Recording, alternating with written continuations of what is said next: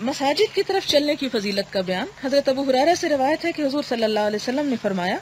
جو شخص صبح یا شام کو مسجد کی طرف جاتا ہے تو جب بھی وہ مسجد کی طرف جاتا ہے اللہ تعالیٰ اس کے لیے جنت میں مہمانی تیار فرماتا ہے۔ یعنی وہ جہاں مسجد میں رہا ہوتا ہے لیکن اس کے لیے وہاں پر مہمانی کی چیزیں تیار ہو رہی ہوتی۔ حضرت ابو ہریرہ رضی اللہ تعالیٰ عنہ سے مروی ہے کہ حضور صلی اللہ علیہ وسلم نے فرمایا، جو شخص اپنے گھر میں طہارت حاصل کرے اور پھر اللہ تعالیٰ کے گھروں میں سے کسی گھر یعنی مسجد کی طرف جائے تاکہ اللہ تعالیٰ کے فرائض میں سے کوئی فرض ادا کرے تو اس کے مسجد کی طرف اٹھائے ہوئے قدموں میں سے ایک قدم پر اس کی ایک خطا معاف ہوگی اور دوسرے قدم پر اس کا درجہ بلند ہوگا۔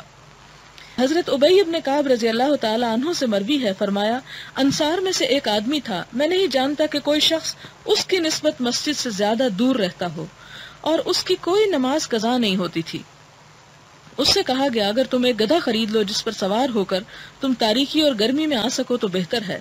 اس شخص نے کہا میں یہ نہیں چاہتا کہ میرا گھر مسجد کے پاس ہو، میں یہ چاہتا ہوں کہ جب میں مسجد کی طرف آؤں یا مسجد سے واپس اپنے گھر کی طرف لوٹوں تو میرا یہ چلنا لکھا جائے یعنی اعمال نامے میں۔